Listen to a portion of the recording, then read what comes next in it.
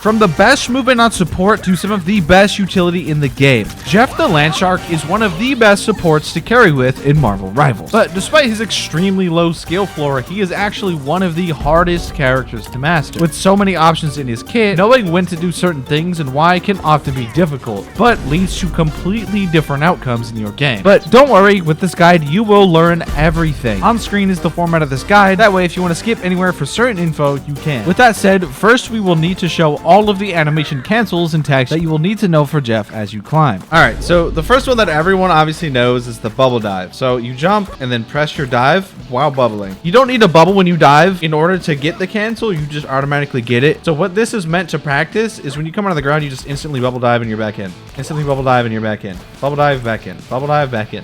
Because not a lot of people know this for some reason, but you are CCMing winning ground. So you can't really be punished if you bubble dive and you're just like this. And then the next one here is actually called the ledge cancel. So I actually haven't seen another Jeff use this yet, but it's where you use the ledge to cancel and then dive. It's situational, but this is something that I came up with myself. Again, I don't know if I've ever seen anyone else use this, but essentially while you're speed boosted and you dive, it cancels. I don't know if you saw that, but you come out the bottom of the thing by using the ledge and it kind of like spits you down faster. Like if you're flanking and you're really fast like that, like who is hitting you, you know? Who is punishing you? And you don't have to do it on like big high grounds either like that. You can just do it here. Like it's a quick getaway that makes use of the fact that it spits you out.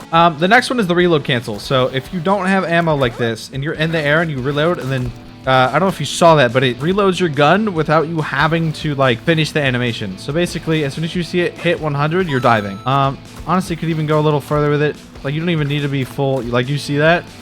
Basically, whenever you're flanking, you're not going to have time to, like, reload or bubble against good players. Because Jeff, like, realistically, he has one of the biggest hitboxes in the game. Like, a Hela's going to 2-tap you. Hawkeye's going to 1-tap you. If you're out of the ground for too long, Magic's going to, like, uppercut you. Pretty much, you want to spend as much time as you can when flanking in the ground. Because you were so easy to punish. Which actually leads me to the next thing, which is shooting between dives. So this isn't really a tech, but I don't see enough Jeffs do this. Which is where you go like this. And you... as soon as you finish the right click, you're back in the ground. When you jump and then you dive, it cancels the animation. You see how you dive in like that? But if you're already in there and you press shift, or your dive button, I should say, for console players, you just immediately go in. So we're taking advantage of that. We're right clicking and then diving. And basically the whole point of this is so you don't like get caught out of the ground again. And you have time to react to like a CC or something that comes your way. And this actually allows you to take 1v1s. I'm going to show it on screen now. This actually allows you to take 1v1s against certain heroes like Hela or Phoenix. It's like when you're fighting a Phoenix and then they have like a right click stun for you, you're going to be fighting them. You're like this because that stun's going to kill you. You're just slipping these in between trying to live. And then this is for when you don't want to waste your right click because, you know, you have 3 of them and each of them takes 3 seconds to reload. So if you don't want to use the right click, you can, like, I don't know if you see what I'm doing here, but I'm basically canceling the right click by diving. That way you don't waste. Like if you're about to spit it, like because it has a kick up, there's a point where you can still like almost have it ready but then cancel it last second. And then this one is technically not a tech either, but it's just good practice. So something I see a lot of Jeffs do that actually sells is like, let's say they're healing, and then they're out of ammo. You bubble so that while you reload, your team doesn't die. And it seems really small, but I promise this is like the difference between life or death for some teammates. See, you can just do it while reloading. Again, not another tech, but you need to be tricky whenever you're like using your movement. I see a lot of players who will literally just go like this. They'll just like dive and then they're wiggling away in like a straight line basically. But with Jeff, like realistically, you have a literal infinite amount of options that others don't. Like you're gonna swim up the walls, you're gonna jump, you're gonna dive, you're gonna go back in, you're gonna go up a wall, you're gonna come back down. Like you have a lot of options that others don't, and I don't see enough Jeffs makes use of that. Like why would you move in a straight line, you know? Why would you do that? Why would you go like this when you can go like this? You know? It's just, you're just harder to hit. And then technically the last tech is the ult tech, which is when you go like this and you disconnect from a wall by spinning your teammates. I use that to dodge mag ult like so often because when a mag is in your game, he's going to want to ult you every time. And then the last one is going to be another ult tech, which actually hides the circle of your ult. So I'm actually going to do this here on this pole. So basically you hold right click and then you like position it on something that's elevated. So okay, it pushed me down. But basically whenever you ult, you can ult on a high ground so that they can't see the radius. Actually, this is a better example, is where like I go in this little box. You can't really see the radius. You kind of see on the edge there because it's too close, but You didn't see the radius around here until I actually grabbed. But flanking as Jeff can often be extremely ping reliant, which you don't have to worry about with today's sponsor, Exit Lag. If you're constantly lagging, it will always be a challenge to rank up. But don't worry, because you can fix this. With the click of a button, you can go from high ping to a completely stable connection across thousands of games with Exit Lag's AI optimization tool that scans hundreds of servers to ensure your connection is as stable as possible. This improvement in ping and FPS can often be the difference between games being won and games being lost. With thousands of video game titles, Exit Lag eliminates lag entirely with the simple click of a button. In a game like Marvel Rivals, where ping can often be really important on characters like Jeff, Exit Lag makes a smooth gaming experience a reality. I personally use this, especially when recording or streaming, to help stabilize my connection. I'm almost always on 70 ping if I don't, but when I do use it, I have great ping. With Exit Lag hosting their Black Friday sale, it's never been a better time to try it out. All you have to do is go on their website, create an account and download, and you're one click away from a lag-free gaming experience. But don't wait, because this exclusive Black Friday deal with 50% off an additional 3 months free is going quickly. So make sure to check out the link in the description and pinned comment before this offer ends. Thank you to Exit Lag for sponsoring this video, and back to Jeff School.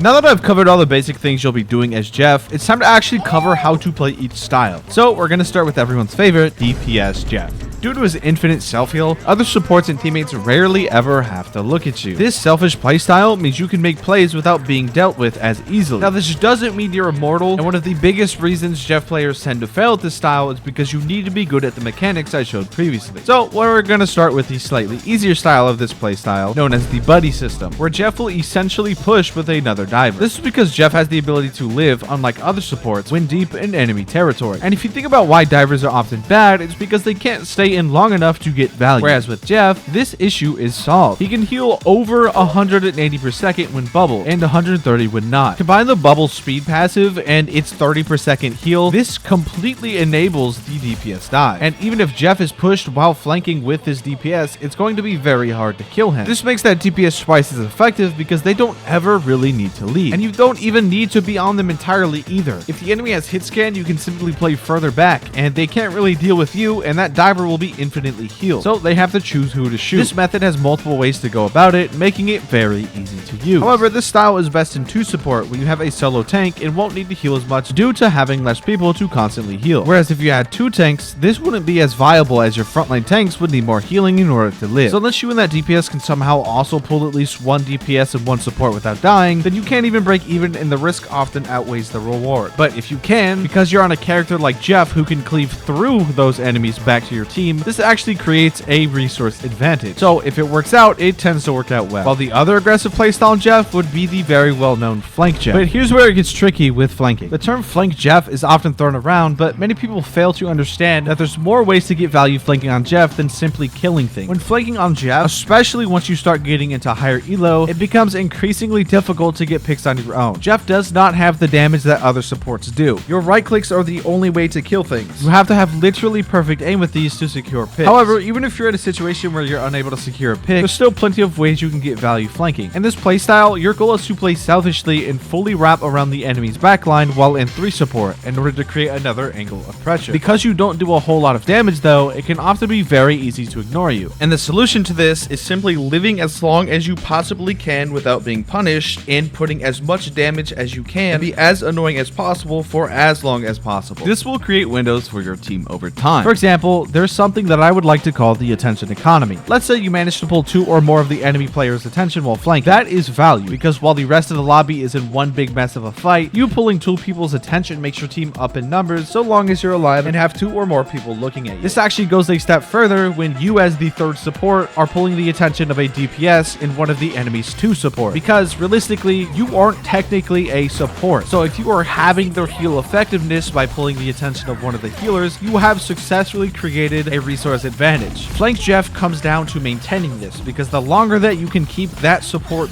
useless and that DPS useless is the more pressure on the enemy tanks over time. And this is what we say when we say flank Jeff. Draining the enemy's attention economy is one of the most valuable things you can do, and Jeff's kit is essentially built for it because of the sheer amount of self-sustain. However, if your team doesn't know you're pulling attention, they may not know to push up, which is why you should be communicating to let your team know what you're doing. To ensure the enemy doesn't simply ignore you, however, you need to make sure sure you're doing something like pressuring from an angle that makes it hard to ignore you. As I mentioned before, if you wrap around, it's very hard to ignore you. The enemy has to pick a location to look at. If they push up, you push up and still stay at range. You essentially want to be in a position where you get value if the enemy doesn't look at you by draining the support's health and making them constantly check on each other. And you get just as much, if not more, if they do look at you. Jeff's beam also has infinite range, which means a lot of the time if you set up your flanks correctly, you'll still be able to heal and support your team from a distance. Overall, while flanking on Jeff, you want to be draining as much of the enemy's resources as possible, whether that's by forcing their attention on you or making them use abilities on you to get picks. Your job is not to kill things, it's to create the space and environment for the rest of your team to get picks. This is why Jeff tends to be much better in higher elos, because players who are actually good at the game are going to take advantage of that. You want to constantly be getting a positive trade on the resources you're draining. And in order to do that, you must learn how to conserve your bar. So you need to adapt. And in order to keep your bar up as long as possible, you want to slip movement and cover in between. You don't need to be in the ground if you're full health. I see so many Jeff players simply just sitting in the ground on full health just because somebody is looking at them. Instead, only dive and use your bar if you are roughly half health. Try to live and manage your resources,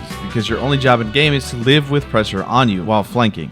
Whenever you're healing on Jeff, you almost always want to be cleaving. Cleaving is the act of positioning yourself to pierce as many people as possible with your primary fire. It is your main priority when healing as Jeff. Although Jeff doesn't have the burst healing that a lot of other characters like Imsy have, his beam healing can do 130 raw and 184 if your team is bubbled. Stack this with the additional 70 damage per second over a longer period of time, your net effect on the fight will be much more than, say, an Invis or a Luna. For example, if you're healing 3 allies at once, you can end up healing 390 per second, which is a massive healing output even without a bubble. Making sure to cleave the enemies too also ensures that you're building your ultimate as fast as possible, while also slightly negating the enemy support's pressure because they have to look in multiple locations at once since you're cleaving multiple people. For example, if you are also cleaving 3 enemies with this beam, you'd be doing an extra 210 damage per second on top of your healing, which can lead to building your ultimate in as little as 30 seconds if done correctly. Having the sheer amount of healing output and ult build can be very beneficial in the right circumstances. However, as strong and impactful as this strategy is, if you aren't careful when you're positioning to cleave, you can actually end up doing more harm than good. For example, if you already have your ult and you're still cleaving your team, chances are your other supports won't be able to build ult sufficiently due to you literally stealing the heals they need to farm their ult. I see too many bad Jeffs healing when they already have ultimate. Sometimes it's better to simply damage the backline instead of healing when your team is healthy. This gives your other support time to build their ult while you already have yours. Heal bonding your team is going to lead to the rest of your supports yet again building ult slower. To combat this, you can flex between shooting the enemy and off angling when your team has enough healing output without you, and then going back to cleaving your team if you're down to support. On top of this,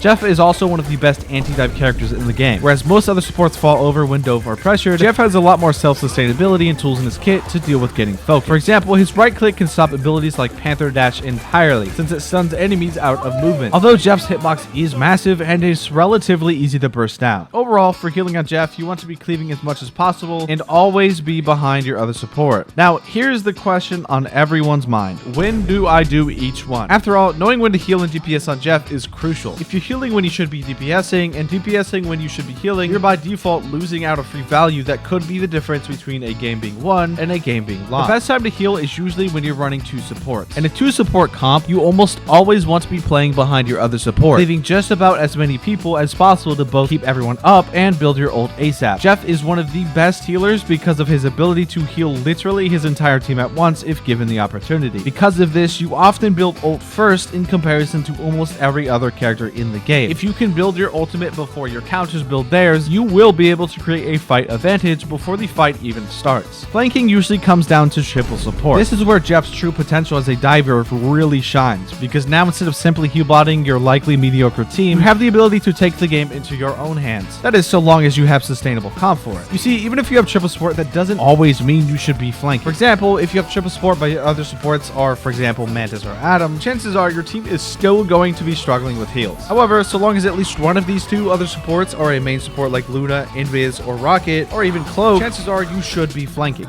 But for now, we need to talk about Jeff's ult's strength and weaknesses. Jeff ult is one of, if not the fastest building ult in the entire game. Like mentioned previously, the ability to build this ult extremely fast is a very strong strong fight opener. However, it's also undeniably one of the hardest to use in the entire game. While in low elo, players don't really use their cooldowns correctly, you'll find that in high elo, multiple enemies will hold their ultimates for you, and multiple enemies will save their cooldowns for you. And this only gets worse the more people counter you. So here's some strengths and weaknesses to look out for. Many people know to wait out abilities like cloak right click before going for an ult, due to her then having no escape. Another example of this is whenever tanks use their cooldowns to stop you, it creates space for the rest of your team. And the same goes for other characters like Hulk and even Psylocke. Simply getting one pick on the team can be a win condition for the fight, and it gives immense value. Another aspect of Jeff's ult is the enemy will often hold ult specifically to blow you up the second you get out of yours. However, getting people in your ult isn't the only value you can get with it. Like just mentioned, many players often save stuff like mag ult specifically to blow you up, oftentimes never even using it so long as the Jeff doesn't ult. Because of this, if my supports have a good ult economy and I know the enemies are saving their ults for mine, I sometimes end up saving my ult simply to make them not use theirs. After all, if the enemy's saving 2 or more ults for me, by default our team is going to be up in ultimate usage. And my final big tip for Jeff players that I don't see done enough is portal stopping. Your main goal when you know they have a strange, or if you know they have portal, is to stop this portal. Which brings us to the final part where I actually do it in game. I will be both DPSing and healing and switching between them. All right, so the first thing I notice here in our comp is that we actually are in triple. And what this means is that we're probably not going to have enough damage to where we can just instantly delete the team. So a lot of people misunderstand what Jeff is good at in triple. And here, because I have 2 main healers, I don't want to be healing as much. So I'm actually going to full wrap around if I can, and just be really annoying. And this is going to make up for the lack of damage because the enemy is going to be turning to me a lot. It's going to create more opportunities for my Psylocke and Thor. So I'm going to have to full wrap around here. They're on Ultron, so I'm going to play careful. Okay, they have Spider-Man.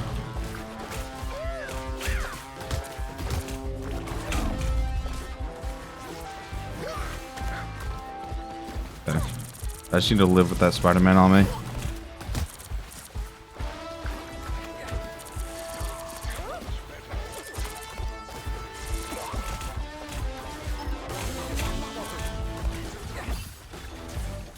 Yeah, so Ultron is chasing me with the Spider-Man. I just need to live. If I die here, it's not good.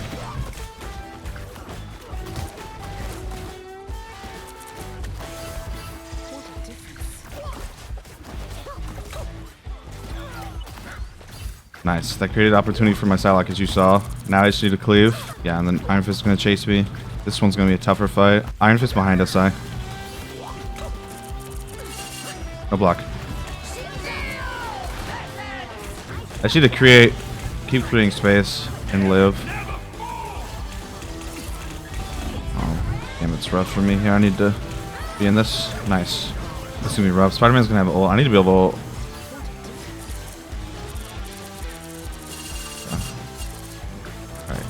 I just need to not die here and just reset. Oh, they portaled. Just die, just die. That's good for us.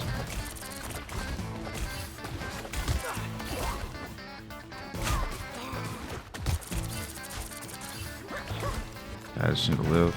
I'm gonna cleave here. Sure. I'm 0-0 though. I could be doing better.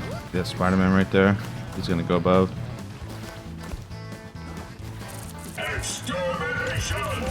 Okay. I actually don't know what ults I should be looking for here. That's good. I'm just gonna ult here to give my team space.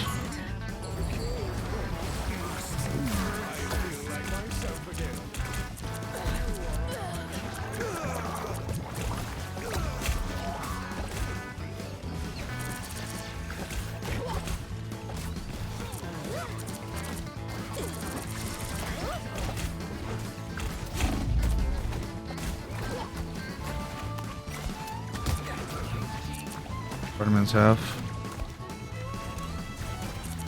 Only 60 seconds left. Yeah. I need to be a little more proactive here. I keep moving around too much. Yeah, I don't know how he died there. Dude, this triple's making it so hard for us. I'm not gonna lie.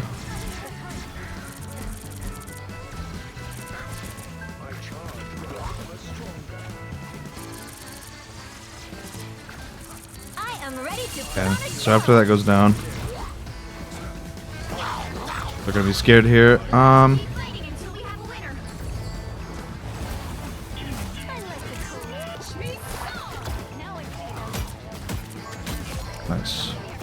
That was really annoying.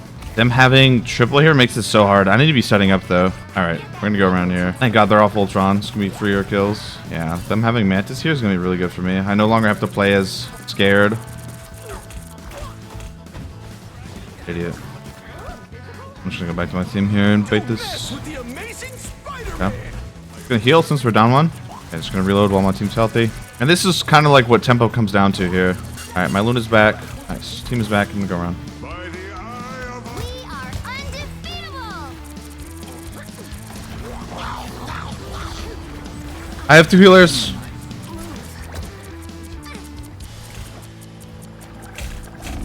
Only 60 seconds left.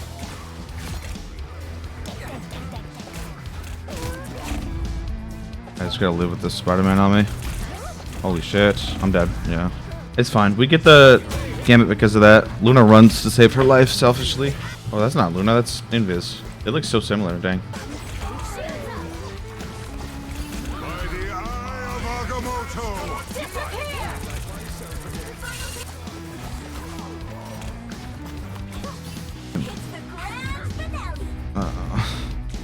The current score is No, I'm probably gonna start over here. I'm gonna start healing. If they're on dive, I think we just negate their dive and win actually. So I'm gonna swap to healing more, but like damaging mostly.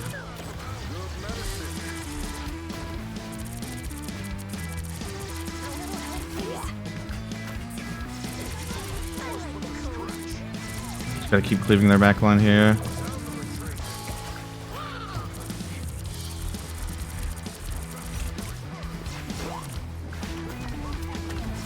I don't want to be scared. Yeah, see, that's putting pressure on their back line, creating space for the team.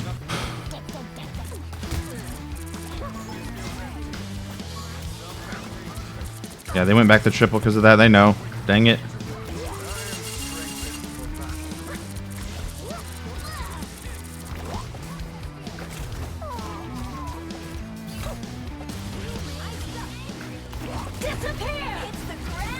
But you know what? I need to get out of this mess.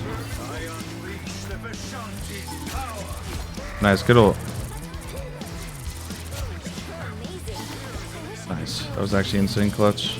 We're actually gonna win this maybe. I just need to build ult. My team also is gonna be up on ult here. we are undefeatable.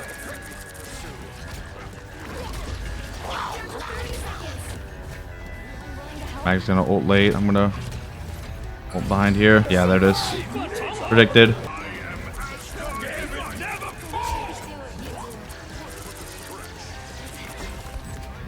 final 10 seconds. Invis, come down here, bro. Come down here. You'll have to keep fighting until we have I'm just gonna have to put pressure on this guy so he doesn't have as much uptime. By the eye of Agamotto!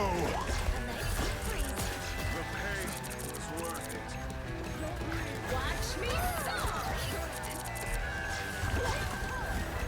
I was on the brink. It's the grand finale. Nice. We should win this now. Holy nice. Okay.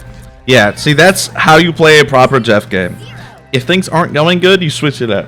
They had triple and 2 divers that could mark me, so it was just really hard to get value there.